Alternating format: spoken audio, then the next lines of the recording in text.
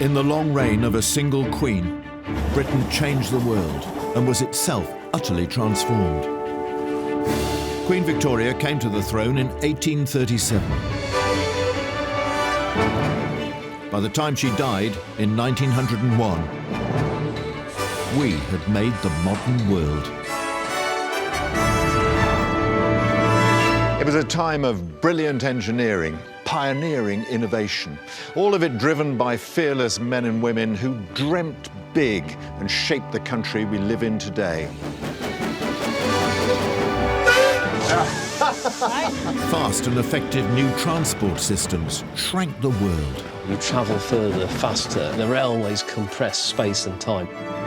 Startling innovations above and below ground saved lives. We'd grab the saw like this. It's more like carpentry than surgery. Groundbreaking ideas nurtured our minds and souls. It was feeling like you were dancing in one of the great European palaces. And a revolution in law and order set us on course for the freedoms we take for granted today. You're brought from the darkness of the prisons into this glory. It's fantastic, isn't it? It is. This is the story of how the Victorians built Britain. When Queen Victoria came to the throne in 1837, the railway was still in its infancy. There was an appetite for everywhere to be connected. Soon, thousands of miles of track crisscrossed the nation, and futuristic trains carried people and goods at then unimaginable speeds. It's just that era of pushing the boundaries of what is humanly possible. It's wonderful. And then, Victorian vision and ingenuity and determination took a good idea and used it to change Britain.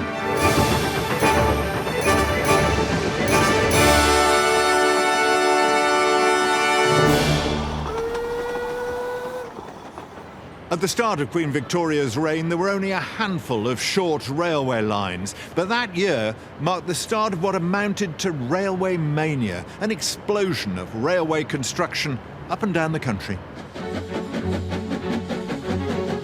And for the trains themselves, it was all about one source of power: steam. In 1829, a little yellow steam locomotive called the Rocket burst onto the scene. It brought together a number of design innovations and was the most advanced engine of its day. Improvements in the boiler, pistons and wheel arrangement made the Rocket lighter and faster than any that had gone before. The Rocket was so successful, it became the blueprint for all future steam trains. It was designed by the legendary Northern engineers George and Robert Stephenson and ran on the Liverpool to Manchester Railway built by George. This father and son duo were the pioneers of railway design in Britain. Tanfield Railway in County Durham is one of the oldest working railways in the world and home to a beautiful original Victorian locomotive with links to the Rocket. Don't like to tell you this, Ian, but she's leaking. Oh, dear. It's just while it's warming up, it'll be fine. How old is she? I'm not very good at maths this morning, but 1891 built. 1891? 1891, Well, yeah. nearly 130 years old. It's getting around, yeah. And who designed her? Robert Stephenson. The Robert Stephenson. The Robert Stephenson. Incredible engineer of the time. Every single nut and bolt on this engine was crafted and fitted by hand. Unlike Stephenson's little 4-ton Rocket, which was designed for speed, this descendant was all about power and weighs in at 41 tons. What was she built for? Hauling coal from the local coal fields down to the main line at Birtley. And they called her Twizzle or Twizel? Twizel. Twizzle is somebody off the magic roundabout, I think. Yeah. And why Twizel? Twizel's a local colliery. So it was built just to pull coal. And how long did she do that for? Ended up going to preservation in 1970. 1970, Yeah, and it's still working now, as you'll find out. Watch your step here, mate. Yeah, okay. This is your office, is it, Ian? Yes. Oh, I love that. Ian's taking me for a ride on this lovely old iron workhorse. When you're looking at it, it's chunky, really big bits of metal and brass. What do you think of it? It's tremendous engineering. So basic, it's such a simple engine, and yet it's so powerful. So what sort of speed would she do when she's kind of, you know, going properly? 45 miles an hour. Really? Oh, yeah.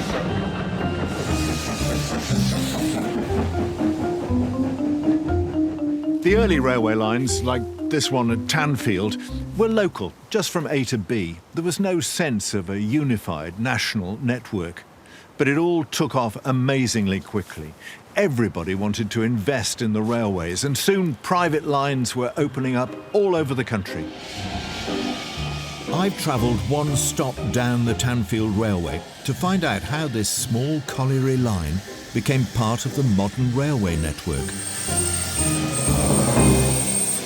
Actually, they call it the world's oldest railway. What were its origins? This begins in 1725 as the Causey Wagonway. Wooden rails and wooden sleepers and horses. It wouldn't be a sleepy, bucolic byway, it would be an artery of industry. How soon before it was converted to steel rails for a proper steam railway? Well, the railway's converted in the 1830s. It becomes part of a network and part of the mania that's sweeping Britain throughout the 19th century.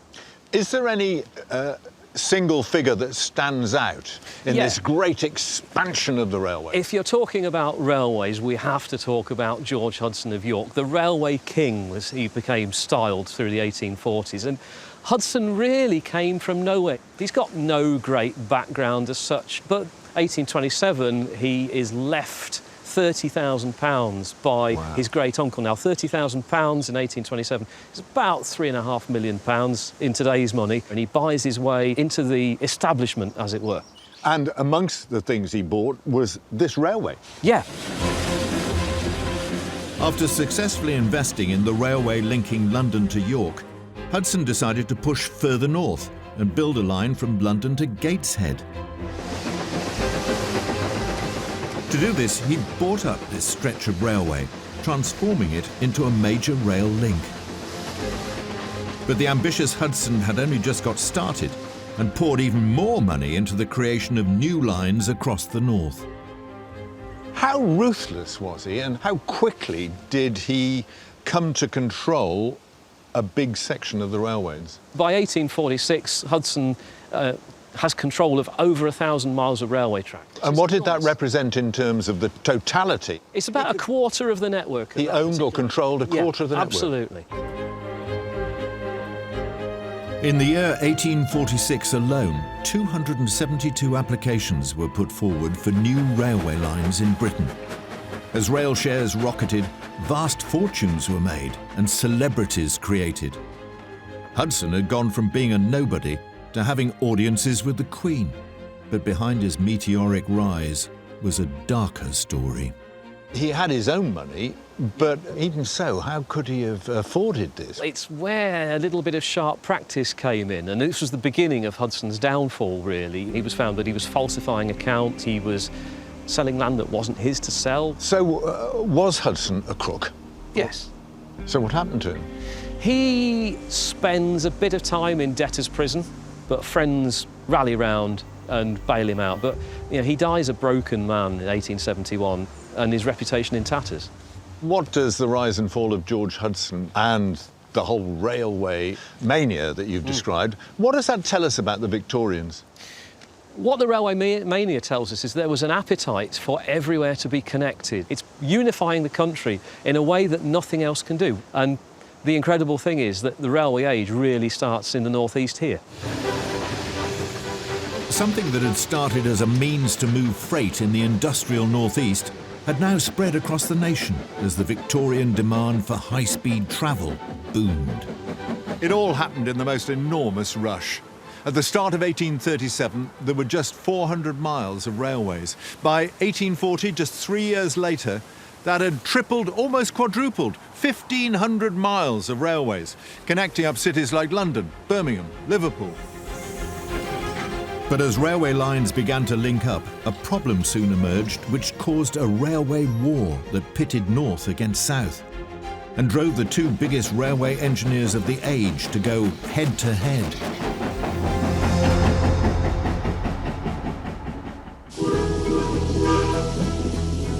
In 1830, George Stephenson opened his first intercity railway, linking the two major hubs of Britain's textile industry, Liverpool and Manchester. Business boomed, and in one record shipment, 100 rail trucks transported 500 tons of cotton between the two cities. And as job opportunities increased, the railway provided transport for over 1,000 passengers a day. When new lines were opened a few years later, linking Liverpool directly to London, the Port of Liverpool became the West Coast gateway for trade between Britain and America. It was a coup for Liverpool, but it was a disaster for their biggest rivals at the time, Bristol. The two cities were in head-to-head competition for the lucrative American trade routes. The new railway line put Liverpool way ahead of the curve. The Bristolians demanded their own railway line through to London, Victoria's great capital city, to keep Bristol and its port afloat. So in 1838, the Great Western Railway opened and began building lines towards the capital. The railway was constructed by none other than Isambard Kingdom Brunel. One of the greatest civil engineers in British history, Brunel was famed for his cutting-edge ship design, revolutionary tunnelling techniques, and awe-inspiring bridges. How did he set about it? Did he just see what Stephenson and the others were doing up in the north and copy them? He went up north and travelled on the Liverpool and Manchester Railway, but he decided his railway would be his own creation and it wouldn't be a carbon copy of railways like the Liverpool and Manchester. So he decided he would build a complete railway system of his own. In what way was it different? The main one, of course, is the track gauge. It would be built to 7 feet and 1/4 inch. The gauge, or width, of the tracks can be seen here at the Didcot Railway Centre on the Great Western Railway. At 7 feet and 1/4 inch, Brunel's gauge was over 2 feet wider than the standard gauge. What did he see as the advantage of having a wider gauge to the tracks? There would be smoother running. The carriages were larger, that you could carry more passengers. He saw it as a really groundbreaking railway that would take railway development forward.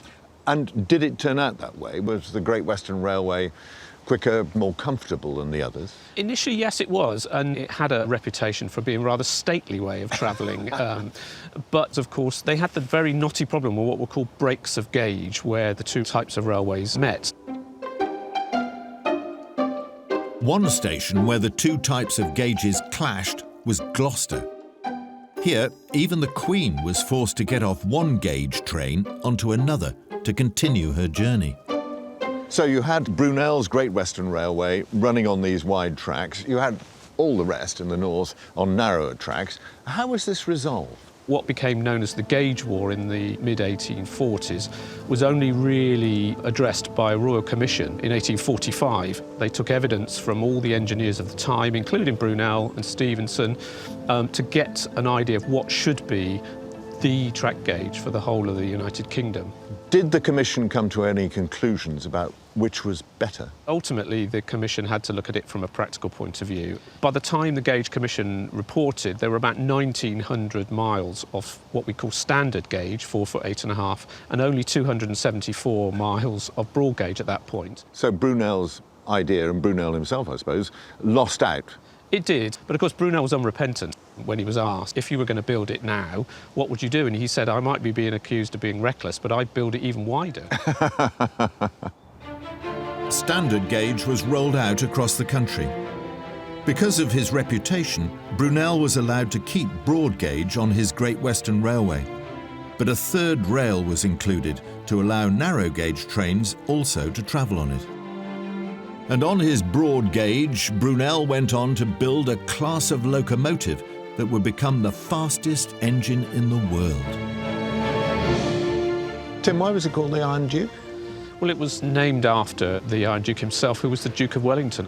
So it was a throwback to the politics of the time, of course. But he was Prime Minister, so they were butting him up a bit. Quite probably. The railway companies are no different then as they are now, I guess. So why is the Iron Duke locomotive special? Well, it had a big, powerful boiler that generated a lot of steam to enable the engine to go fast, but it also had a new wheel arrangement. So it had 4 wheels in the front, then a great big 8-foot driving wheel, and then another set of wheels behind that, and that gave the engine a bit of stability. The year after the engine was built, they did some tests on the line. The driver's name was Mad Sandy, which is an interesting thing, but they managed to touch almost 77 miles an hour at one point. So for people growing up in the age of the horse, travelling at those kinds of speeds must have been a tremendous innovation and quite scary. Despite losing the gauge war, Brunel's Great Western Railway was an extraordinary engineering achievement which transformed the southwest of England. One of the most spectacular structures on the line is the Warncliffe Viaduct. This majestic structure was one of Brunel's first masterpieces. Constructed entirely of brick, it spans over 270 metres in length and nearly 20 metres in height. But this feat of engineering didn't just carry trains. In 1837, the electrical telegraph was invented, and Brunel quickly saw the possibilities of using it to run the railways. Messages could be tapped out and sent down cables following the route of the railway lines. Information that would have taken hours, even days to deliver, would now be received almost instantly. And it was here, along the Warncliffe Viaduct, that the world's first ever commercial telegraph system was installed in 1839. And just a few years later, John Tawell became the first murderer to be caught by telegraph when a message was sent along this very line notifying authorities that he'd boarded the 742 from Slough wearing a brown greatcoat. The telegraph network spread quickly, linking up people and businesses across Britain and even other nations. Before long, most of the world was connected. It was the Victorian internet.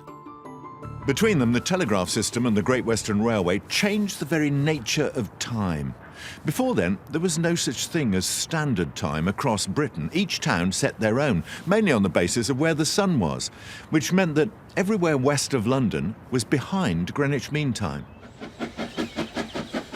So if it was midday in London, it would be 11:56 in Oxford, 11:50 in Bristol, and 11:40 in North Wales. But when the railways came along, all that changed. Once trains could cross the entire country in a day, they had to draw up timetables. And this was impossible if the clocks in every town told a different time. So in 1840, the Great Western Company announced that all its stations would operate on a standard time, what they called railway time. In some cities, like Bristol, the clocks had 2 sets of hands, one telling local time and the other railway time dictated by Greenwich. Eventually, in 1880, the government declared a single standard time zone. It wasn't just the telegraph that revolutionized communication. Trains themselves brought about a radical change in the way people kept in touch with each other. I've come to the National Railway Museum in York to find out more about how the railways revolutionized our postal service. When did they first start carrying the post on the railways? Mail is carried on the railways from the beginning of the Liverpool and Manchester Railway in 1830. Within days of the railway opening, the post office is having to negotiate terms with the railway to carry the mail because the mail coaches just can't keep up. So right at the start? Absolutely. The whole thing with carrying mail by rail is it gives you speed. It gives you the ability to distribute across the country. You can post something at 7 o'clock in the evening and by breakfast time it's with the person that you want in Glasgow. To ensure the speediest of deliveries, the fastest trains on each line were selected, and travel was barred to ordinary passengers except those willing to pay a premium. How did these trains actually pick up the post? You need to do it on the move, and this net is hung out the side of the carriage. It folds down and it catches bags of mail that were hung up by the side of the track. It scoops up the bags as the train goes past, and the speed of the train throws them through the open door at the side of the carriage, where the staff, the sorting teams, then open the bags and begin to sort the mail. It's ingenious. It's cracking. And it worked. Absolutely. And this system worked from the 1830s until 1971. Good gracious. Which is amazing. Yeah. Before the railway, Britain's postal system was expensive and complicated, with charges based on letter size and distance. But the new high-speed rail mail helped usher in the world's first postage stamp, the penny black. Now letters could be sent around the country at a flat rate. So the railways helped create the postal service we still rely on today. And even modern sorting offices aren't that different from the interior of this train. And this is an authentic Victorian postal sorting carriage. Yeah, this is... As it was. This is the oldest travelling post office in the world that's still in existence today. It dates from 1885, but the practice of travelling post offices only finishes in 2004. Good Lord, yeah. So it's like this for over a century. How many people would be working here? You'd have a couple of dozen working in here, and bearing in mind the train is on the move continuously, 50, 60 miles an hour, chewing the miles up, chewing the distance, and you've got to get the post on the move. And how did it actually work? You're moving, for a start. So people have got to sit here and try and brace themselves while they sort. And you can't see out? No, there's no windows because windows take up space. So you've got bags on one side, you've got the sorting racks on this side. The train is a distribution depot on the move. What sort of effect did this process have? Not just on the railway industry, but on the country as a whole? Well, it transforms. It's been said that, you travel further, faster, and you shrink the country. The railways compress space and time. But it's also meaning that you can deliver other things as well. So as the century progresses, newspapers are transported by train, parcels are transported by train. Everything that you need to be there the following day is transported by train. The growth of the railway network had transformed the landscape of Britain. But as the century moved on, trains became more specialised and able to carry everything from slate to the most precious cargo in the land.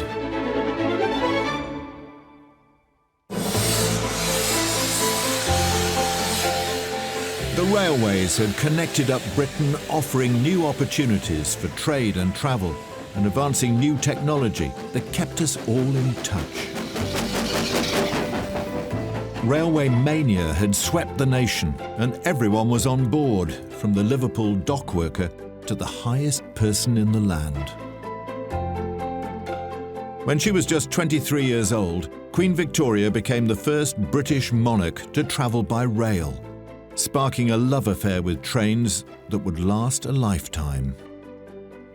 In fact, she loved them so much, she had her own special carriages made. And this was her favourite.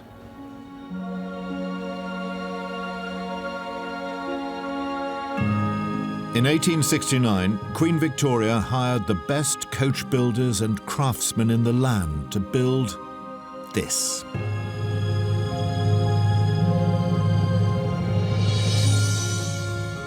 It's a miracle that this piece of railway history survived, because Queen Victoria's son, Edward VII, wanted it to be burned after she died. But the railwaymen loved it so much, they hid it away. And you can understand why, and thank goodness they did. It may very well be the most lavish railway carriage ever built. Look at it, it's all amazingly padded and festooned and frogged, the high point of Victorian furnishing, but actually picked by Victoria herself, paid for by Victoria herself. And look at it. It's not just Victorian taste, it's Victoria's taste.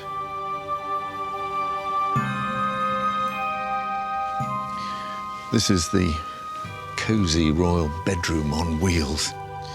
She liked her rest.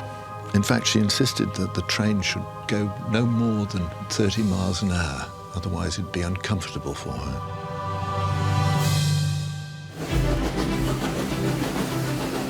By the mid-19th century, British train design was right at the cutting edge, and the same Victorian skill and ingenuity that produced a luxurious carriage for the Queen solved a very different design problem. In the hills around Blaenau-Festiniog, there's a very special railway that's had an enormous impact, not just in Britain, but across the whole world.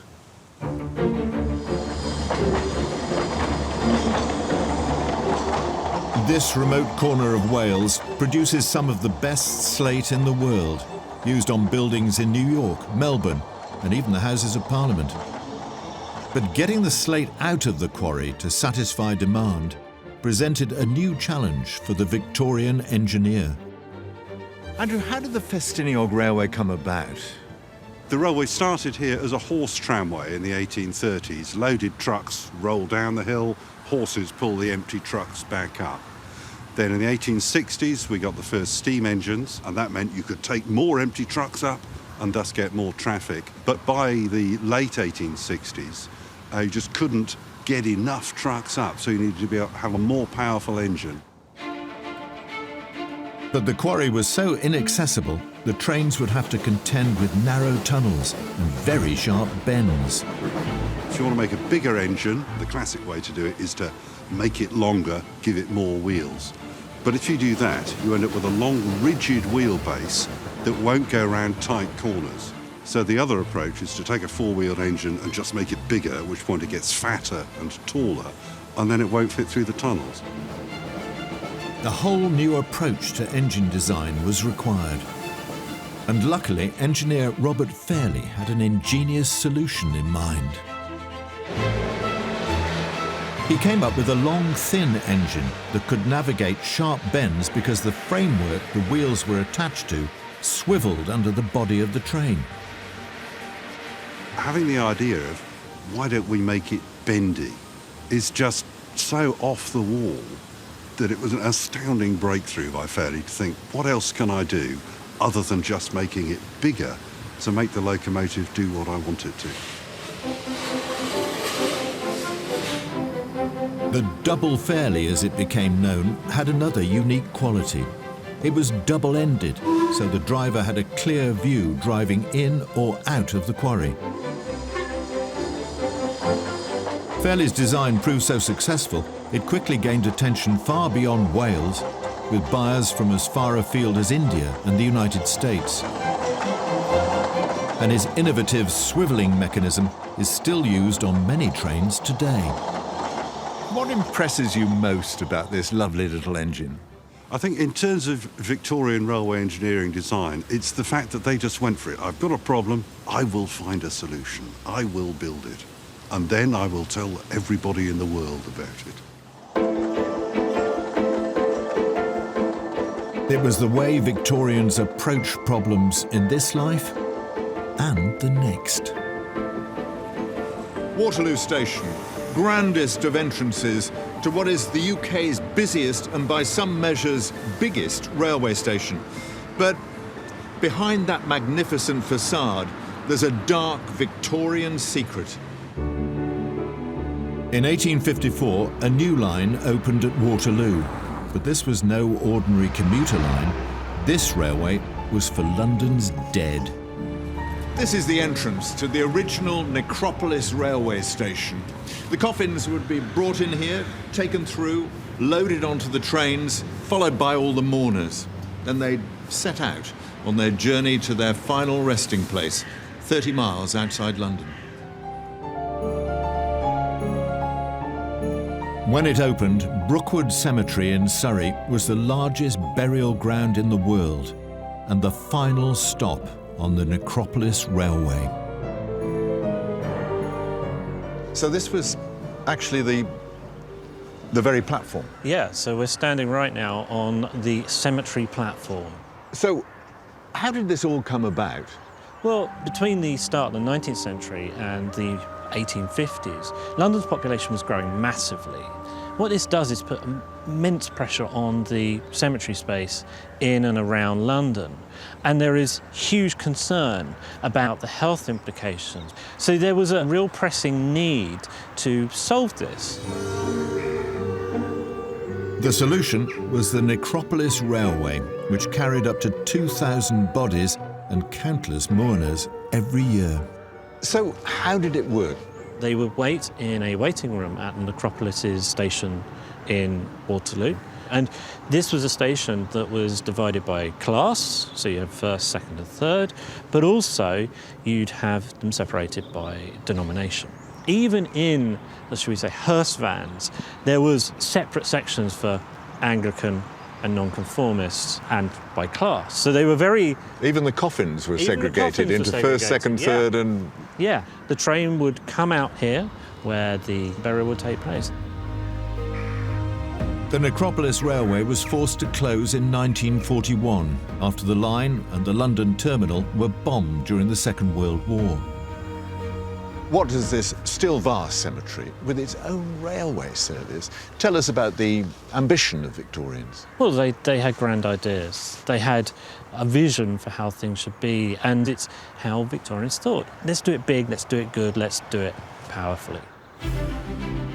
The class system dominated all aspects of Victorian life.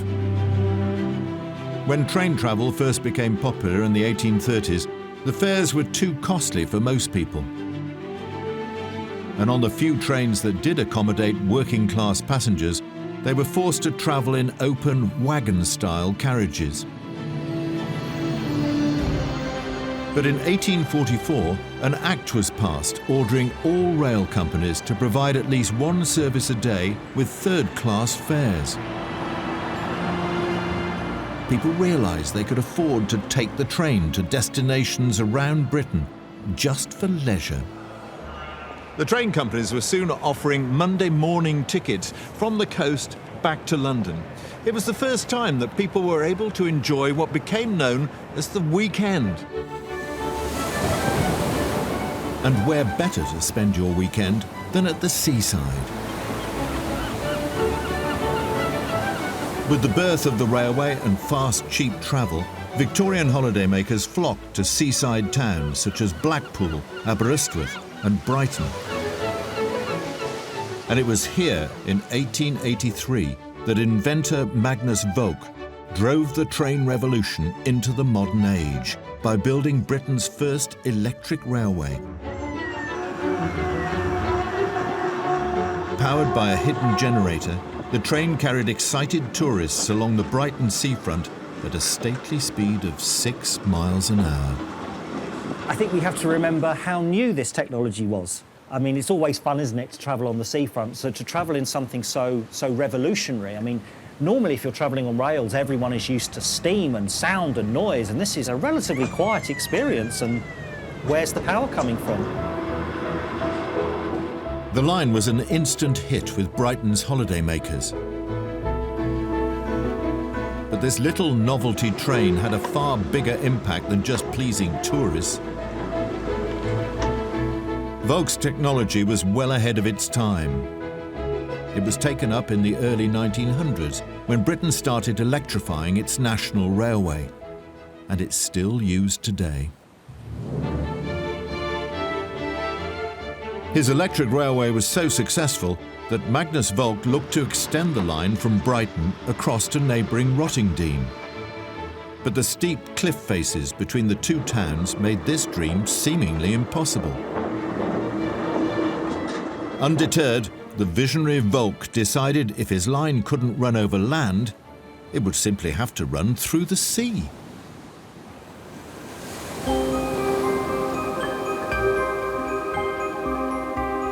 The Pioneer was an incredible Jules Verne type contraption. It is essentially a sea-going train. On 4 stilts that went up, a beautifully ornate Victorian capsule where people sat that had carved wood, sofas, beautiful tapestry. At high tide, it was in the sea, running along the sea by electricity. It's the most bizarre thing you can imagine. Using an overhead wire system similar to today's trams, the Pioneer propelled intrepid Victorian tourists down the coast. It was nicknamed the Daddy Longlegs. This Victorian oddity was a huge hit, and in 1 year alone, over 44,000 people travelled on it, including the Prince of Wales. Sadly, in 1901, the line was forced to close to make way for new sea defences. But although short-lived, Victorian Britain had never seen anything like it. And the Pioneer remains a symbol of the glory of Victorian ingenuity. It's just that wonderful, optimistic era of invention and building and just pushing the boundaries of what is humanly possible. It's wonderful, I love it. Evoque may have electrified the holidaying public in Brighton, but over in Wales, another railway would take the tourism boom to new and unimagined heights.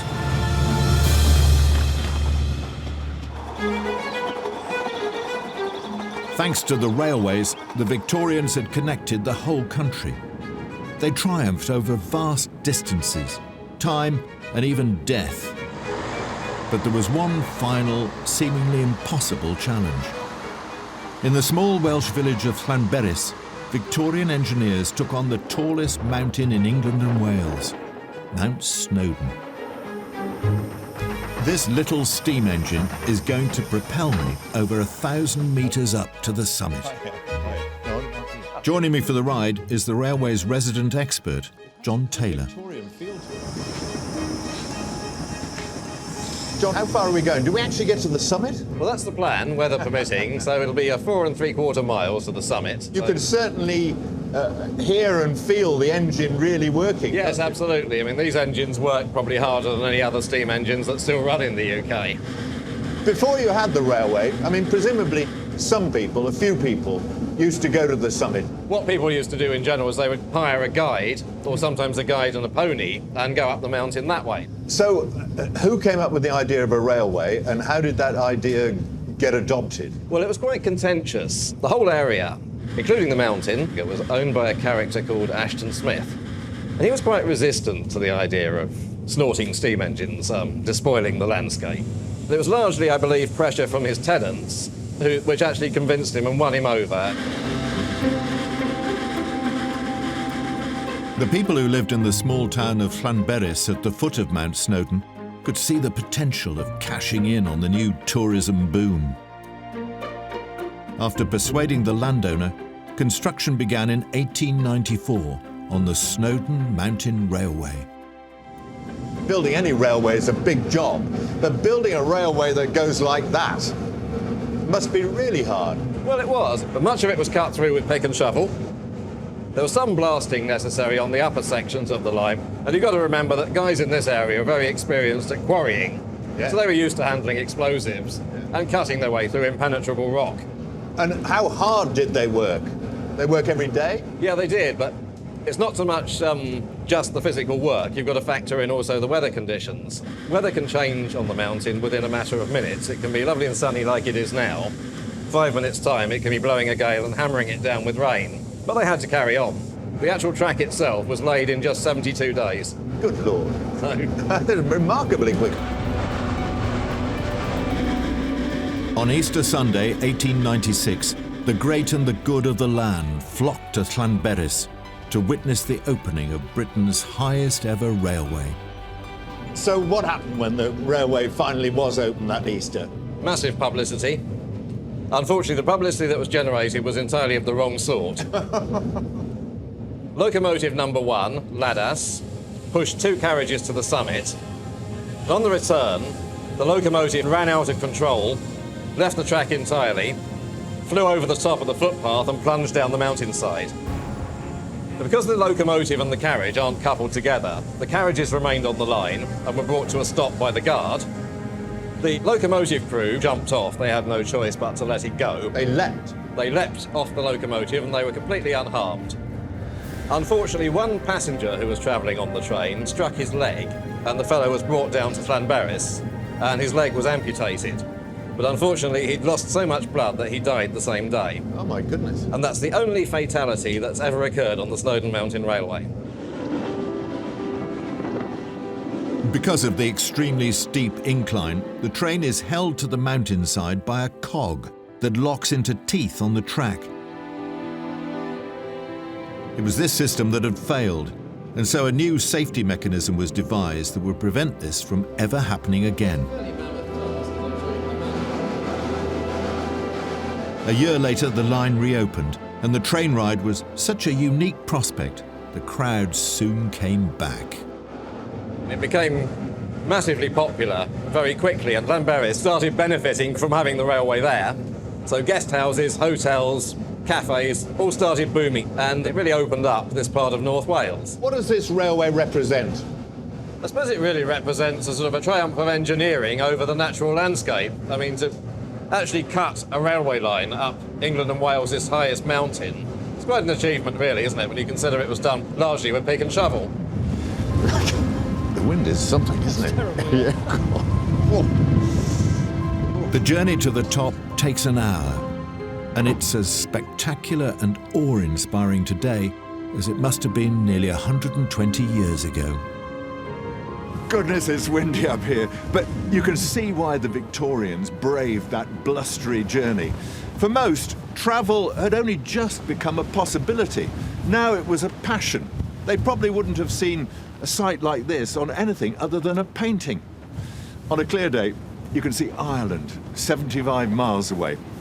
On a bad day, you can't see anything at all.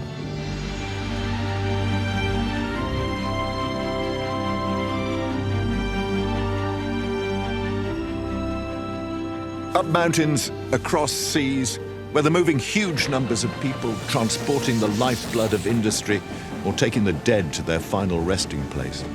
It took extraordinary vision and determination to make the railways into the institution it was to become.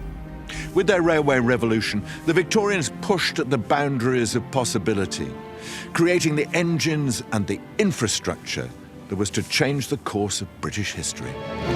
Next time, I uncover the surprising secrets of Victoria's warships. The ship's actually made largely from scrap in the form of scissors or bedsteads. Dine out in upper-class splendour. Wow, this is kind of Downton Abbey afloat. It is. And discover how Britannia ruled above and below the waves. It is a pivotal moment for the Royal Navy. We had more submarines than anybody.